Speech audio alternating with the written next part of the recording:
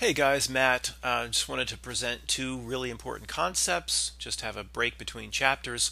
There's a lot of new people here, so people probably want to see the asshole that's behind putting the chapters together. It's actually somebody that shows their face on YouTube. Everybody hides out, nobody shows their face, and nobody tells you their real name, and there's no hiding for me, that's for sure. They want to come round me up? Not hard to find.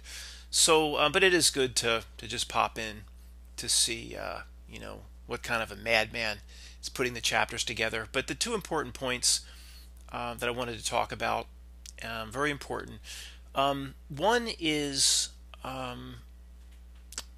the generally the predicament that we're in here, and how the YouTube or the truth community is almost habituated to it. Nobody takes a moment to do what I'm going to do now and just take a step back and go, the situation we're in, and this, I don't mean this to be negative, this is very positive. I swear to you, I'm going to turn that this is very positive. Ultimately, not at first, but the situation we're in is so bizarre, so absolutely off-world, unbelievable. If you could talk to yourself and you came to see yourself 10 years ago and you said just a few things, you to yourself would think you're crazy. You should have some credibility because it's you talking to you. But it is beyond, the situation we're in is just absolutely off the charts. And the YouTube community is just completely habituated. Oh, newest fake event, just break it down. Actually, nobody does that anymore. With the certain types of fake events, you can't break them down because your video will be immediately removed. I looked recently to see if there were any videos on certain events, and nothing that even hints that things might not be on the up and up. Those days are gone. Those days are over. But it doesn't matter. I mean, there's these channels over here that are breaking down all of the fake history, and the research is very good, and this didn't happen, or this was falsely presented. But in all these different ways, and of course you have these channels over here that talk about what didn't go on in space, what doesn't go on, what didn't happen in 1969. But it's almost like we're all so habituated to it. And I mean, doesn't anybody ever stop and say, how the heck did we get here? The situation out our windows is so off the charts, amazing, crazy. There is no words. And we need to do that every so often. Now, this sounds dark, but it's not. I'm going to turn this into positive, and it is positive, and I'm not fooling myself turning this into positive, and I will do that in a few minutes. But just think, if you could talk to yourself 10 years ago. Where was I 10 years ago? 2009. Okay. Right about the time I maybe started to be questioning 9/11 a bit. People like my buddy Greg, oh, for day of 9/11, question it. He said that can't happen to a building. He didn't think it. He believed in the terrorism story, but he said, well, that had to be wired up. There's no way. Had to be wired up. I mean, 2009, 10 years ago, maybe I was questioning a few parts of 9/11. But for the most part, I probably believed most of the commission report, for example. There's someone else I corresponded with recently. I'm sorry, there's so many emails I get, I forget the names, I apologize. But she said that she actually called a radio show the day of 9/11 and said that terrorists couldn't do that. Something else happened. And that's putting it mildly. She might have been implicated more than that. And of course, I think the radio show cut her off. And I said back to her via email, I said, and I believe this when I said this to her, and I still believe it now. If you called a conservative radio talk show host a few hours or the day of 9/11 saying that most likely wasn't terrorists. It might have been our own deep state or something along those lines. That person may have been the first person to put that out publicly. I mean, think, who was making a phone call to a conservative public radio show saying more likely our deep state than any terrorist did that? Who was doing it the first day? So whoever that was, I'm sorry, I forget that, but she might have planted the seed, the initial spark for all of us. Who knows? Who knows? So amazing. Again, almost 10 years later, 2009 or so, 2010, and I'm just starting to go mostly about Building 7. So the point of all this is, where was I 10 years ago? If you could talk to yourself, I'll bring that back in a moment. Where were you 10 years ago? But here comes Matt. I'd like to talk to you, Matt. You're me. Yeah, I'm you. You're me. It's like 16 candles. Who's he? He's me. Who are you? I'm him. Have a good time. He's going to take her home. Remember the convertible, 16 candles. He sees her underwear. Anyway, sorry. I used to like that movie. I still do. Some funny scenes in 16 Candles with Anthony Michael Hall. So you could talk to yourself, and we'll get it real quick before I go into that. It was Building 7 that I really started to just say that's just not possible. I don't see any fire in the major images we have. We know there's a fire at the bottom, but in the major images we have of Building 7, the ones from afar where it just collapses in 8.5 seconds, there's no fire. And it started to wake me up to it about 10 years ago. That can't happen. Can't happen. Now, what else isn't? Well, certainly still must have been terrorists, or, so that's where I was. But if it's me talking to me, I'd say, wait till you see where you'll be 10 years from now, what you'll see. Well, what do you mean, Matt? Let me tell you, Matt. Well, pretty much, all of the history as it's been presented to you is in some way to mislead. It's all false. Really? The stock market you thought was buyers and sellers and some supply and demand, and got to see what the insiders are doing, and maybe you can ride the coattails of the insiders and watch Jim Cramer, and he'll give you some tips and booyah and all that, whatever else that jerk will tell you. That jerk still misleading people. Screwing people with his little stock show. I think it's still on. You'd say, well, that doesn't exist. It's been completely replaced by a faux digital system of zeros and ones, and they can pull any lever they want, like the wizard from behind the curtain, and do whatever they want with the stock market any time. They print up whatever money they want, inject it wherever they want, with no repercussions or consequences. Like, am I sure I'm really talking to myself? Looks like me, a little older. Matt, it's Matt. If you don't trust me, Matt, it's Matt. If you don't trust me, who are you going to trust? So keep your mouth shut, and I'm going to tell you the way things are 10 years from now. Shut up. So they're going to have these bang bang, shoot 'em up events, ones that make the headlines and the front page of the news. Yeah? Well, Matt, they're pretty much all going to be fake. What? They're pretty much all going to be fake, Matt. Did I stutter? Somebody coming across this video. This truther, he's having a conversation with himself. He must be mad. I'm just role-playing here. As far as I know, I'm still sane. As far as I know. Well, what else? Well, you're going to find out that the reason for pretty much every war ever fought was a cooked-up reason. Wasn't legitimate. Really? You're going to find out that most terrorism is fake. It's cooked up. It's a means to an end. Really? Okay. What else? You're going to find out that not only did nobody go to the moon, but pretty much nobody goes anywhere. So, again, Matt talking to Matt, this would go on for a few hours. And if I really did believe everything that I was saying to myself, and why wouldn't it? Because it's me. I would say to myself 10 years ago, that's just not possible. There's just, no, that's just not possible. That I would be aware and awake to all of these things, and all of these realities would present themselves to me, and I have no inclination or can't see any of them now. So, as dark as that sounds, I get back to the age-old question: did something change in the fabric of reality itself, or did certain veils get lifted from us? And I think it's both.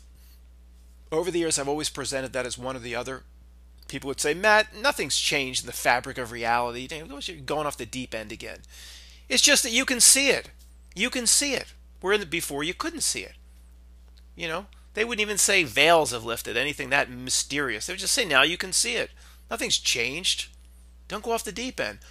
I disagree. I disagree. I believe I can see it now. We can see it. Literal veils, as mysterious or mystical as you want to make that sound, you can't make it as mysterious or mystical enough. Some sort of weird, creepy veil has lifted, spells have been lifted to be able to see, because that's the only way to explain why others around us can't see anything. They can't see it. You could show it to them. Say, look, here, how do you interpret this? And they won't interpret it the way you interpret it, even though it's right there on the screen. Well, this is a victim of a mass shooting, a victim's father, and he's like laughing, or I think he actually told a joke. You don't understand how that's not possible a few days after losing your son or daughter? They can't interpret it right. There's some sort of spell. It's way beyond mind control. I don't know what it is, but it's not as simple as subliminals or anything that we understand about normal mind control. It's beyond that. So, in talking to ourselves, there's just no way we could fathom where we are today. And there is a very positive side to that, as dark as it is. Before I go on to that, I just want to say how the YouTube channels, or these truth channels that we watch, we're all so habituated to it. We all just present our side of the truth news without ever kind of stopping and doing what I'm doing now, going, my God, how did we get in this situation? And it's absolutely beyond mind-boggling. You throw the Mandela effect on top of that for people that are affected, and it's off the chart and then some. Even without that, it's off the charts. But the good news relates to this. As dark as it gets, it almost seems like it makes the good news better. And I'll try to tie that in now. Do you all remember, or did you have the experience that I did, that you actually remember the exact place and time you were when you realized you were going to die? Oh, I do. Boom. It hit me. The funerals that I'd been to when I was in my teens or early 20s, or just as a young man. You don't think that's ever going to be you when you're really a young person. If you had to take a test and the test said, do you think you're going to die, and you needed that for extra credit, you'd say, of course I'm going to die. But you don't really realize it in every cell in your body. You don't really believe it. You see what I'm saying? So I remember where I was in my early or mid-20s. It just hit me, and it was just this feeling of, I don't even know how to describe it. It was terrifying, wondrous, like the tingles. It was just bizarre. It just hit me all at once inside of 30 seconds. I came to a complete realization that my existence on this plane is limited. And the real bad news came shortly after that. So shortly after that was worse news than where we are now. And what I mean is, even though back then, over 25 years ago, yeah, something like that, whatever, over 25 years ago, I thought, just politicians go out and they run real elections and they fight for your vote. And bankers might be a little greedy, but ultimately it's a really healthy system we have here in this American democracy that provides liquidity.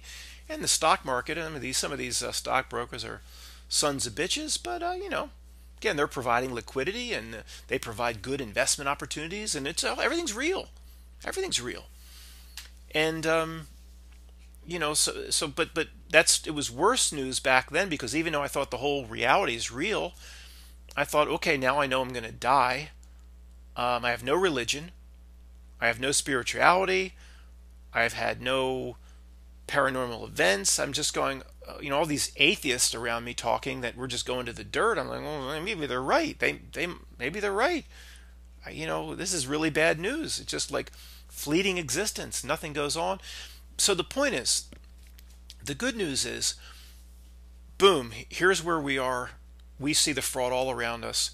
We see that behind that final curtain, there's some Lochnar creature pulling strings. So we see we're in a spiritual battle here. For all the ways they screw with us, they want to take something from us. The entire society is constructed. The entire society is constructed so you don't do or realize what you're supposed to do here on this plane of existence. The entire screen around you, the entire society is to pull you away from something, to wield its trick nonstop, 24/7, 365. They're so interested in us, in moving us in a certain direction, in taking something from us, in stealing something from us, in distracting us from something, that it's so clear that this is a spiritual battle. There's no better words for that. You don't have to be religious or a Christian or anything to say spiritual battle. I mean, a battle for, what does that mean literally? A battle for the spirit. Boom, come in here with a light, a spirit, soul, I don't know, whatever you want to call it. Something that there's an evil Lochnar type thing here that wants to take little pieces of it. And, when it gets enough of it, well, it's done its job. And maybe, like the Pope says, we go to the abyss if it takes enough pieces. The Pope says bad people don't go to hell. Why would you think that? It's only the doctrine we've preached for 2,000 years. Why would anybody think that? The Pope says bad souls just go to the abyss. A truth drop? You've heard me talk about it 10 times on this channel. A truth drop? Yeah, more than likely a truth drop. Because of the whole screen and Ellen DeGenerate, and here comes her Game of Games, that creepy game show. Just take a piece. Take a piece. Spiritual battle for the spirit. So then, the situation, as horrific as it is now, it's better than where I was in my mid-20s, just realizing I'm going to die, and those atheists are probably right. Because why would they be so interested in me or in you if we aren't immortal spirits and souls? In their very actions, it tells us what we are. They wouldn't be interested. Why do they send? They send. For hundreds of years, this collection of George Bush creatures and Lochnars, and I need to come up with better names that don't breathe life into them, like powers that be, and we've said controllers, and all that has to end. I'm going to come up with a list of names, and some of you have actually shared some names. And I need to start writing the good ones down and start using them. But for hundreds and hundreds, thousands of years, they've sent all these young men off to war. And if it's just about, first of all, we know it's just not about getting more land, getting more money, and no, it's about death. They love death. They love death. It's not about getting more lands, and they love death. Of course, wouldn't be all these wars over somebody's castle. And give me a break. It's all bullcrap. They love death. Well, why would they care? We're just meat suits with no soul, no spirit, and they just send all the young people out, and just the meat suit gets cut down by a sword or an axe or a bullet or a bomb. And no, I don't think they would give a shit if it was just a meat suit with bones and it moves around, and it's just, as atheists would say, we just go to the dust. We just go, we're here. Big Bang happened. We're here. Big Bang. Actually, I say blowed up. I like saying blowed up. It's funny. Somebody corrected me. It's blown up, man. Yeah, I know it's blown up. I can, I write an entire book that's grammatically correct. I'm well aware it's blown up. but I like to say blowed up. It's funnier. So the Big Bang blowed up, and although every scientific principle says per the second law of thermodynamics, everything goes to entropy. And this wine glass is a perfect wine glass now, and at some point it'll be dropped, it'll break. And because of the way the universal laws work of entropy, everything goes towards chaos, towards more disarray, towards more disorder. That wine glass that broke at your feet, you could sit here and stare at it for a few 100 trillion years, and the pieces are never going to come back together to form a glass. That's the rule of entropy. You say, well, scientists, you geniuses, you place everything on these scientific rules of this second law of thermodynamics or entropy, but the biggest anomaly in the world that breaks the rule of entropy is life itself. So the Big Bang blowed up, and then somehow from the most chaotic moment in the history of all universes, the history of everything anybody's ever known, all throughout time, that's the most chaotic situation when the Big Bang blew up, which it didn't. The Big Bang's bullcrap, but let's just go with it. But then, breaking the rules of entropy and those scientific laws, things actually came together to form not a wine glass, life. Really? No, there's other things going on here. There's much more at play. Just by that itself,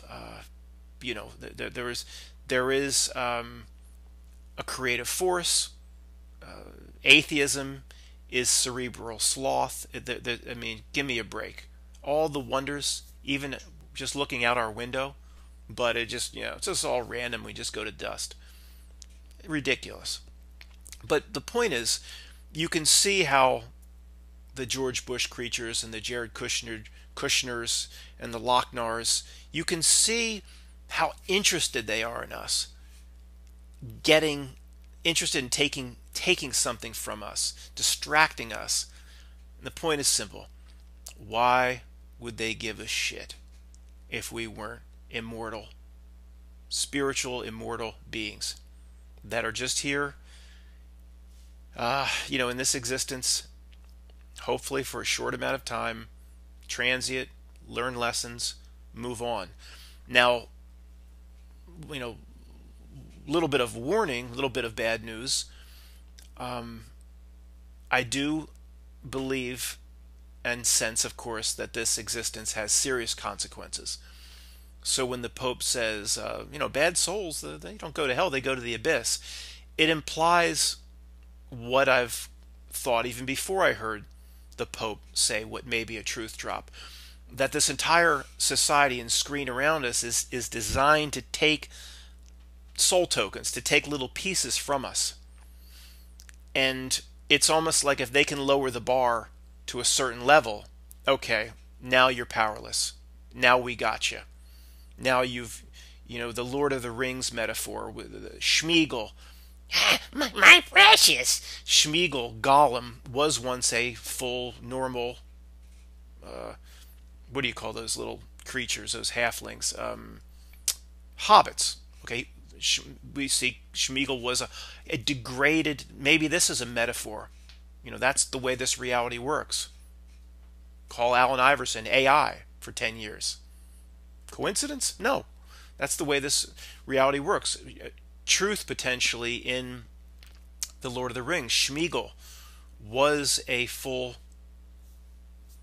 spirited hobbit, a full spirit and soul being like you and I would be. Degraded down to a level below the bar where it can never recover. And that's what the whole society construct seems to do. Just take enough pieces. So you could say that this reality is a test. We're here to learn something. I agree with all of that, but there's huge consequence. There is consequence, and a lot of people say, Matt, even though you say you're not Christian, you immediately start talking about parallels with the Bible. I do that a lot. There is tremendous truth and lessons in the Bible, no doubt about it. A lot of those lessons I don't take literally or metaphor, but absolutely there are lessons. The lesson of the Genesis 1, or the Garden of Eden, the serpent.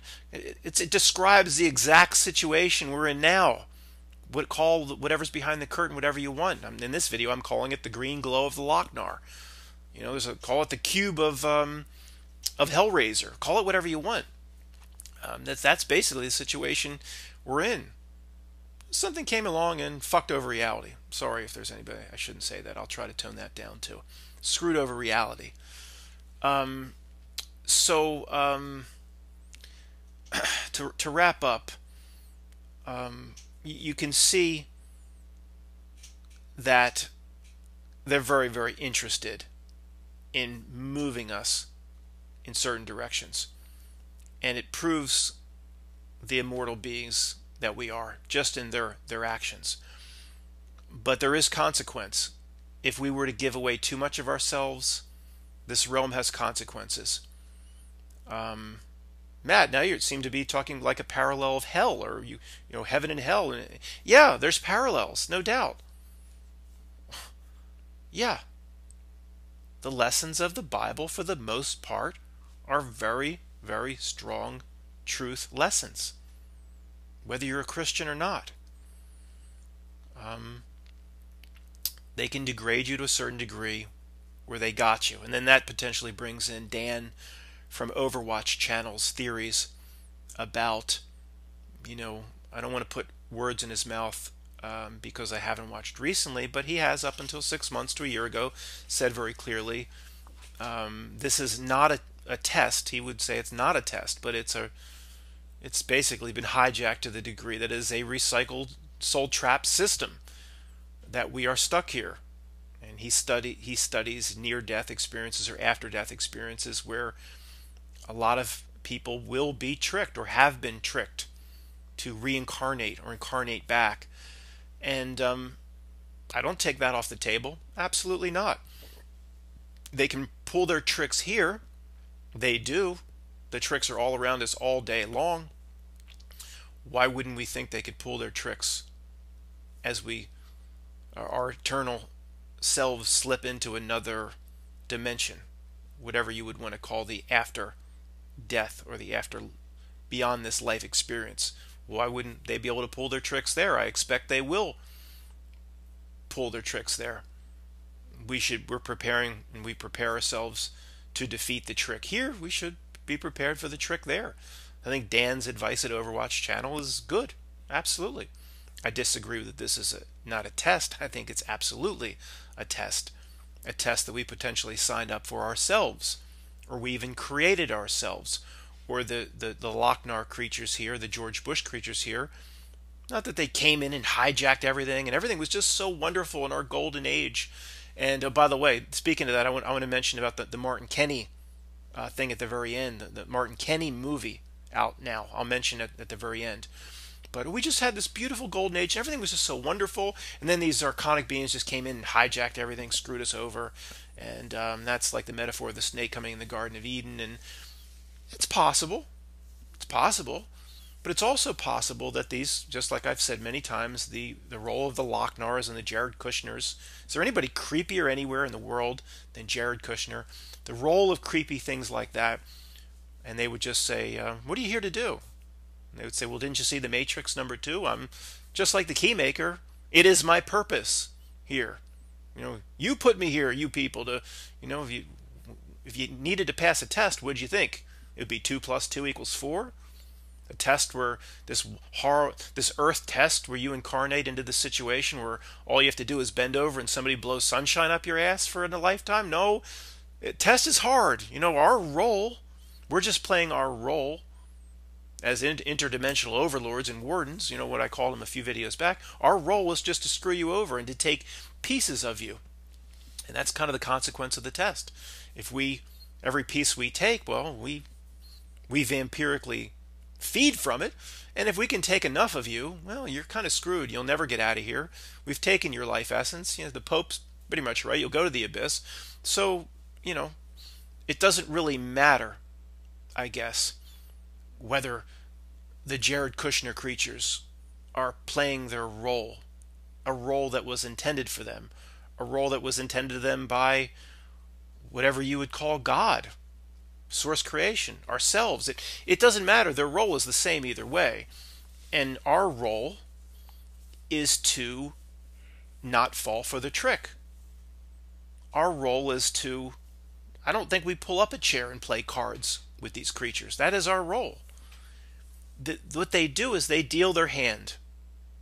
Oh, come to, it's like Casino with Joe Pesci. Come to the table. We right over here we have, we'll deal in Jared Kushner, George Bush. We'll deal in Don Lemon and all the other frauds of this society. And then everybody, we'll put a movie star over here like George Clooney. And the whole rest of the human race is so eager to pull up a chair and play the hand against the creatures whose role it is, his designed role, to screw everybody over, to likely pull a card, cheat. I think they play fair? No, they don't play fair. So, I said in a video back that we can only play our own hand, but I'm going to change that a bit. I think our main purpose is to say, whoa, yeah, this system wants me to pull up a chair here. I don't play this game to pull the chair back. Don't deal me in. Can I deal you in, sir? No. Shove it up your ass. No, don't deal me in. Like Vin Diesel. I don't play this game. So one of the keys is not to deal yourself in. Don't play. The end of war games. The only move to make my winning move is not to play, or whatever that thing said. Was it the Whopper? It was Joshua talking through the Whopper, or Joshua controlling the Whopper. The winning move is not to play. Whatever he said. You know what I'm talking about. So we don't play that. And the reason it's very dark to be able to see all the things we can see, but it's very powerful because we can see not to play the hand. I don't play this game. Homie, don't play that. Whack. Others around us, they just dying to play the game. And when you pull your chair up, you better play it right, because the stakes are very high. They'll take pieces of your soul itself. Yeah. Another metaphor to a Bible lesson? Yeah. Yeah, they do. So maybe if they are able to recycle us back here, maybe it's how much you build. The lesson here, the test, is how much you build yourself up. Like lifting weights, how strong, spiritually lifting weights. Is that the best metaphor in the world for this reality? Spiritually lifting weights. Nothing happens to the muscle unless you provide resistance to the muscle. When I go away from LA Fitness over here in the winter, between January and February, I'll just go away for 8 weeks. I don't want to be around all the people coughing and the flu. And when I go back, oh man, am I weak.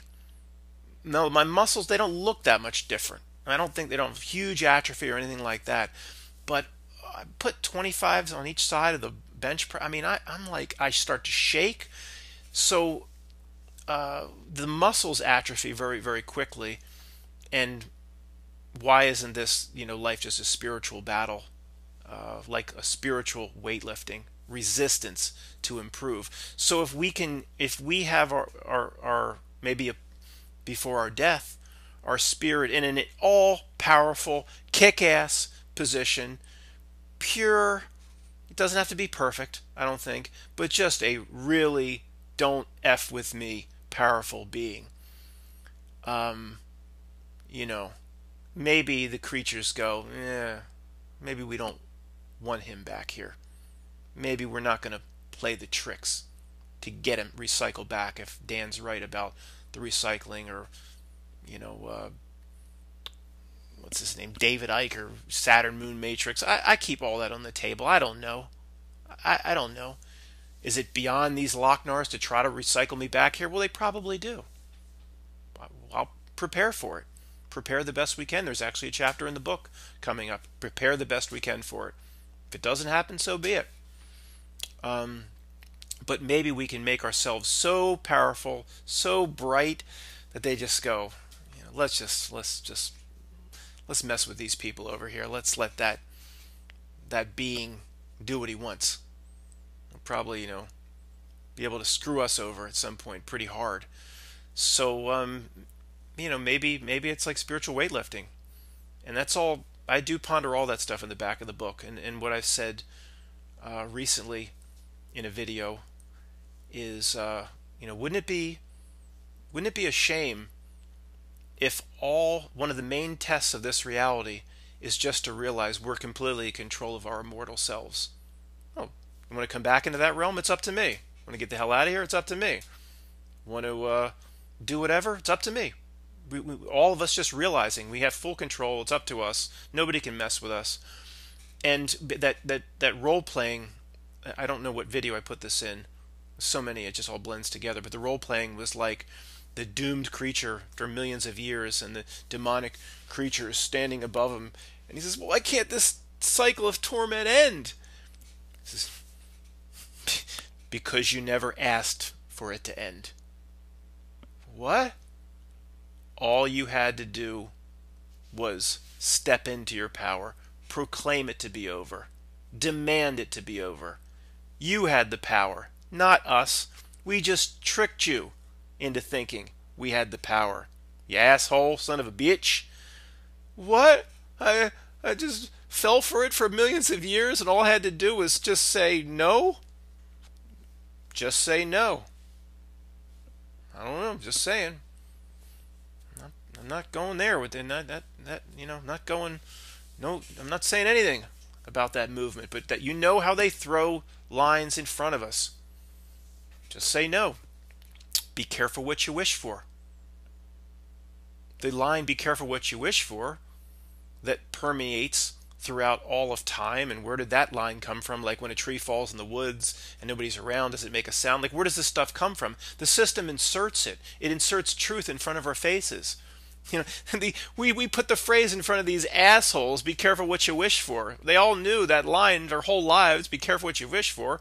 And the message we're giving them is you have the ability to, as a creative being, to wish for whatever you want.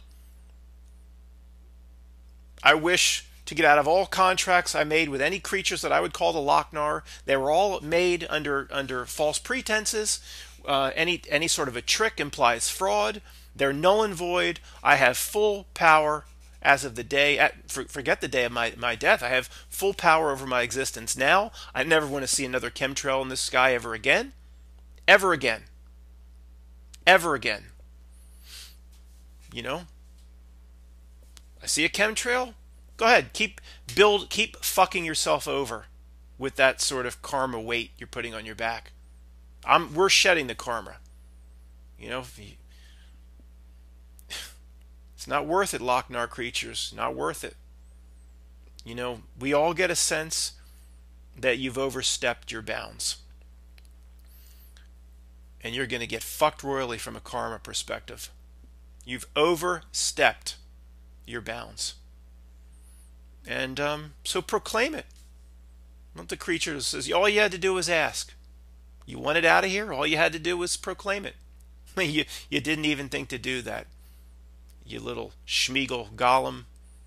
What is, there's truth in everything, my precious. What is his precious?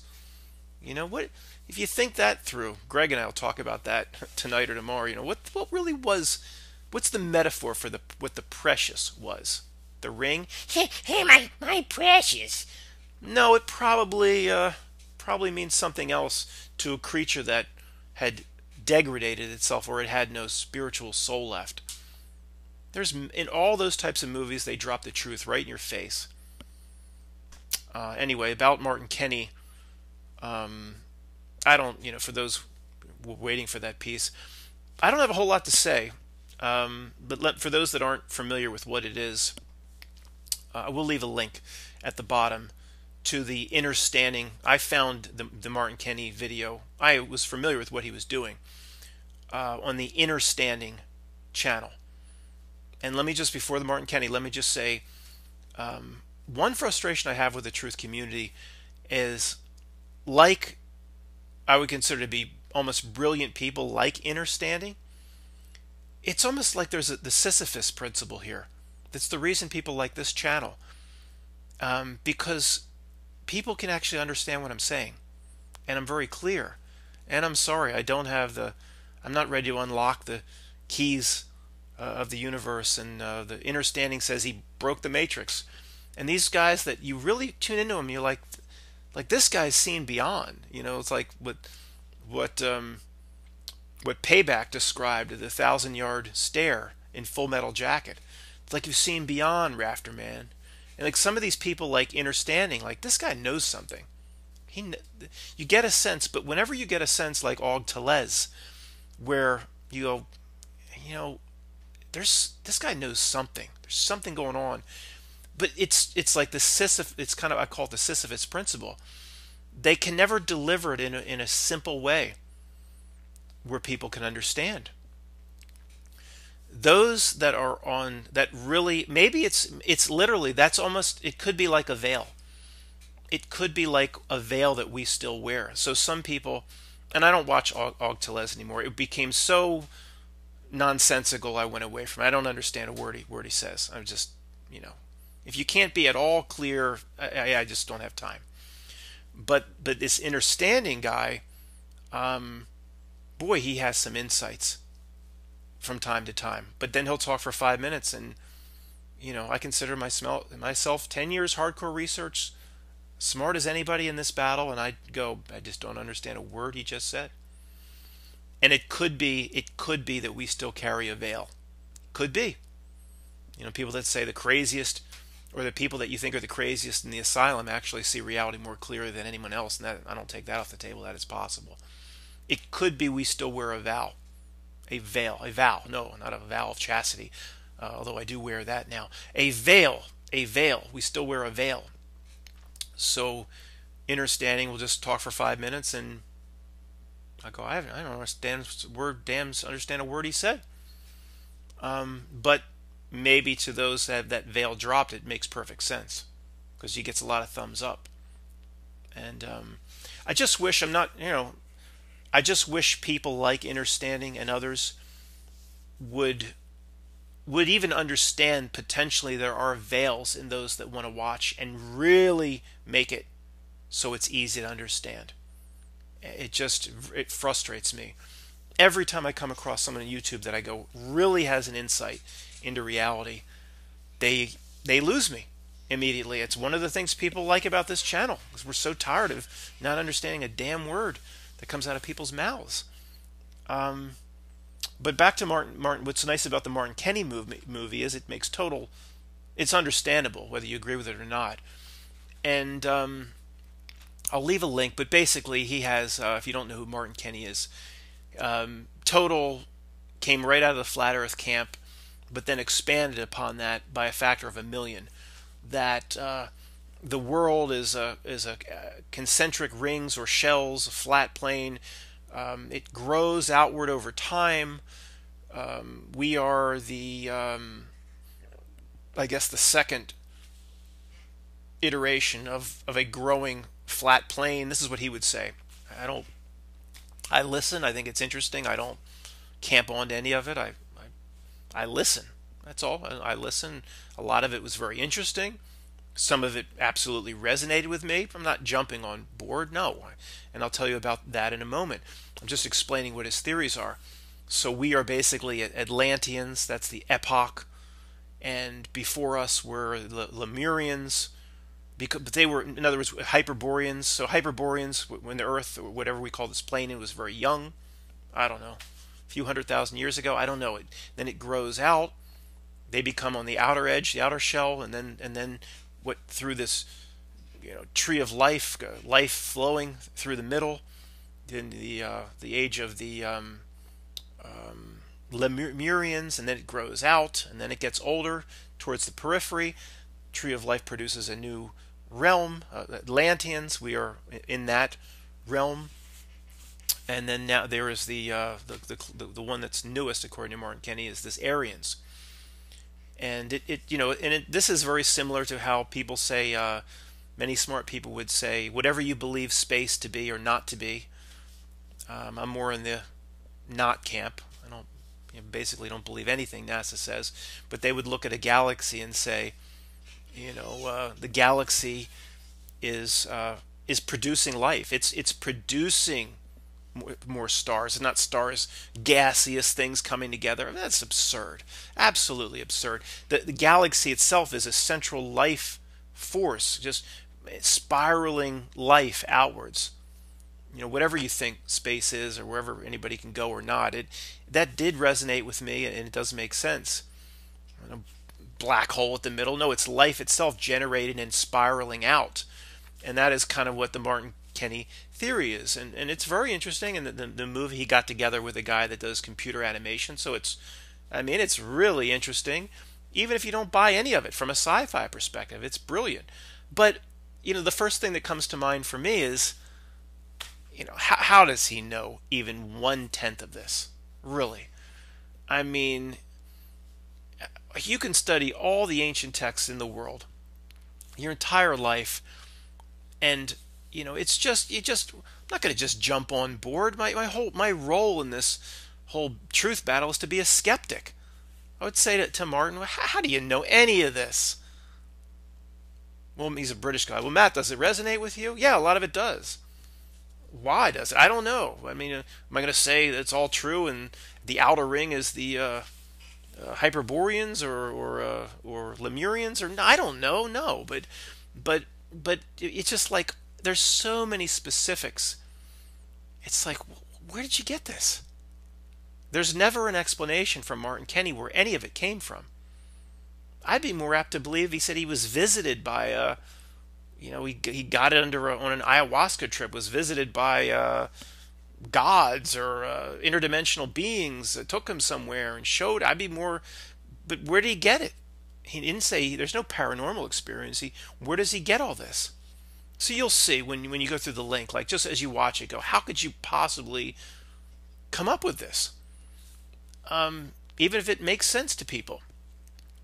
Of course, there's some really interesting things about moving into a new era or epoch, solstice of 2020. He says, well, why did they say 2020 vision is perfect sight? That's referencing to the upcoming event on 2020. There's many interesting parts, but I got to warn people. And I'll leave you with this. I don't know Martin Kenny. I don't know his role. He seems like a nice guy. But my role in this, our role is we must be skeptical. There's so many end of the world cataclysm things coming on YouTube, so many people presenting it, that I'm forced to come to the conclusion that it is possible they want us to manifest it. Okay? So we have to be very careful in this. Maybe certain beings have more creative powers than others. And it seems to me, I hope I'm wrong. It seems to me that there's so much cataclysm, whether it be on YouTube or on Netflix, The Road, all these end of the world scenarios and movies and series. It seems like they're asking us to contribute to manifesting it. It's too serious to not take what I said seriously. It's too important to not keep on the table. That doesn't. I didn't just slam Martin Kenny or anything like that. It just means I'm going to remain a skeptic. And am I going to take off the table, whether he's aware of it or not, that some of these people are trying to manifest a cataclysm? I just watched Knowing. Somebody told me to watch Knowing. What's the end of Knowing with Nicolas Cage? Cataclysm on Earth, everything dies. Some beings are taken away. Manifesting cataclysm. Does it seem like they want that? Yeah, it does. So for that alone, I'm going to be skeptical of anybody's work, even Martin Kenny's. Although I recommend you watch the video, I just recommend watching it with a skeptical eye, and don't be sucked into anything or anybody that says a cataclysm is inevitable. Thanks for watching.